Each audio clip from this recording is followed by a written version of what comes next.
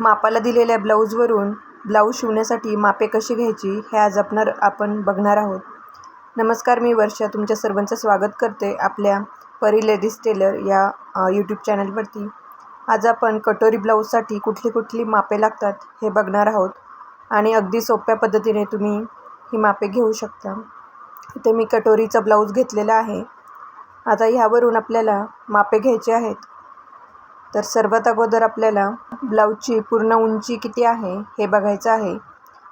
उंची सर्वात महत्त्वाची आहे. उंची घेताना ब्लाऊजच्या शोल्डरपासून ते कमरेपर्यंत पूर्ण उंची आपल्याला मोजून घ्यायची आहे. दाखवल्याप्रमाणे अगदी परफेक्ट असं व्यवस्थित माप पकडून आपल्याला ही उंची घ्यायची आहे. हलक्या हाताने न पकडता थोडंसं ओढून पकडून आपण ही उंची व्यवस्थित मोजू शकतो. ब्लाऊजला जर घड्या वगैरे जास्त असतील तर तुम्ही प्रेस करून सुद्धा उंची वगैरे मापे घेऊ शकता. कारण ब्लाऊज जास्त गोळा झालेला असेल तर आपल्याला मापे व्यवस्थित घेता येणार नाही. त्यामुळे तुम्ही प्रेस करून सुद्धा घेऊ शकता.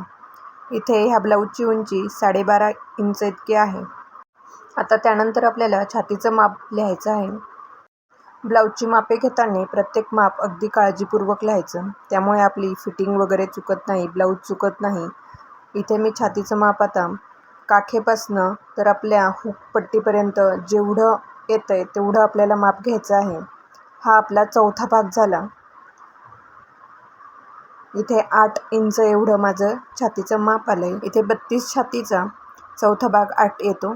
त्यामुळे हा 32 साईजचा ब्लाऊज आहे. प्रत्येक साईजनुसार हे माप वेगळं येणार. छाती इथे आपली 32 आहे. आता त्यानंतर आपल्याला घ्यायचं आहे कंबर.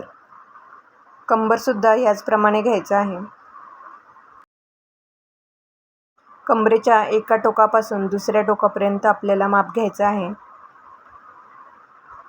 किंवा तुम्ही हुकपट्टीपर्यंत मोजून आत्ता दाखवल्याप्रमाणे करू शकता. त्याचप्रमाणे आपल्याला डबल केल्यानंतर आपलं माप अगदी परफेक्ट येतं. इथे 25 इंच एवढं हे कंबर आलेलं आहे. उंची झाली, छाती झाली, कंबर झालं. आता त्यानंतर आपल्याला घ्यायचं आहे टक्स पॉईंट. ब्लाऊजसाठी टक्स पॉईंटसुद्धा तेवढाच महत्त्वाचा आहे. ब्लाऊजच्या शोल्डरपासनं आपल्याला कटोरीच्या टोकापर्यंत आपल्याला हे व्यवस्थित असं मोजून घ्यायचं आहे. कटोरीचं टोक थोडंसं वर काढायचं आहे आणि त्यानंतर आपल्याला हे मोजून घ्यायचं आहे. इथे माझं टक्स पॉईंट 8 येत आहे. आपण अगदी आहे तशीच मापं आपण घेणार आहोत. नंतर वाढवताना आपण ब्लाऊज कापते वेळी वाढवणार आहोत. त्यानंतर आपल्याला घ्यायचं आहे शोल्डर. शोल्डर इथं प्रत्येक ब्लाऊजनुसार बदलत असतं. इथे ह्या ब्लाऊजचं शोल्डर 2.5 इंच एवढं आहे. शोल्डर इथे घेतलं आहे 2.5 इंच. त्यानंतर आपल्याला घ्यायचा आहे पुढचा गळा आणि त्याचबरोबर मागचा गळासुद्धा लिहून घेते.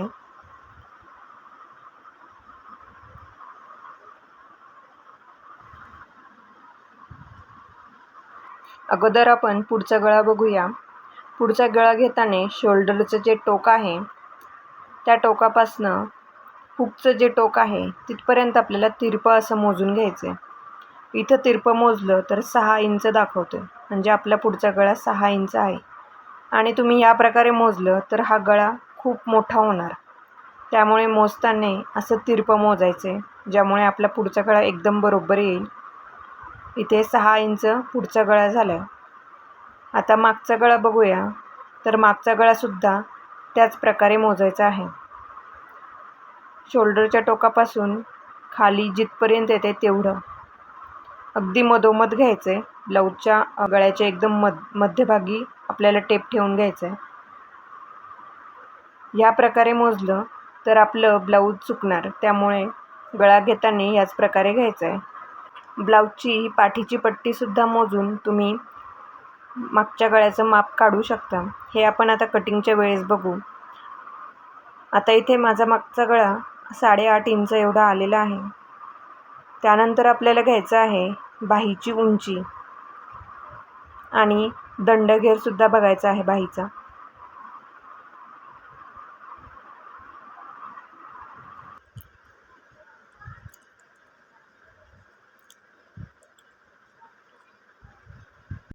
आता बाहीची उंची घेताना बाहीच्या शोल्डरपासनं ते बाहीच्या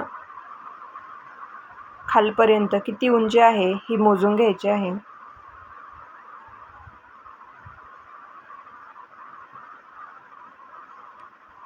इथे ही उंची 8.25 इंच एवढी येत आहे.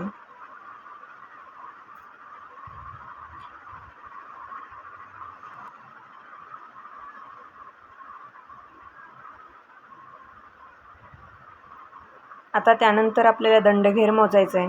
दंडघेर हा बाहीच्या एका बाजूपासून दुसऱ्या बाजूपर्यंत असा मोजून घ्यायचा आहे. आपल्याला दंडघेर मिळून जातो. इथे 4.5 इंच एवढा दंडघेर आहे. ही झाली आपली सर्व मापे लिहून. सर्वात अगोदर आपल्याला उंची लागणार आहे. त्याचबरोबर नंतर छाती, कंबर, टक्स, शोल्डर, पुढचा गळा, मागचा गळा, बाहीची उंची आणि दंडघेर ही सर्व मापे आपल्याला आवश्यक लागतात. या सर्व मापांवरून तुम्ही कटोरीचा ब्लाऊज शिवू शकता, साधा ब्लाऊज शिवू शकता, अगदी प्रिन्सेस लाईन ब्लाऊजसुद्धा याच मापांवरून तुम्ही शिवू शकता. अशा प्रकारे तुम्ही ब्लाऊजला मापाला दिलेल्या ब्लाऊजवरून ब्लाऊजची व्यवस्थित मापे घेऊ शकता. अगदी साध्या पद्धतीने शिकवलं आहे. काही समजलं नसेल तर तुम्ही कमेंट बॉक्समध्ये मला विचारू शकता. आणि त्याचबरोबर आपल्या चॅनलवर अजूनही भरपूर व्हिडिओज येणार आहेत, त्यामुळे चॅनलला सबस्क्राईब नक्की करा. थँक्यू.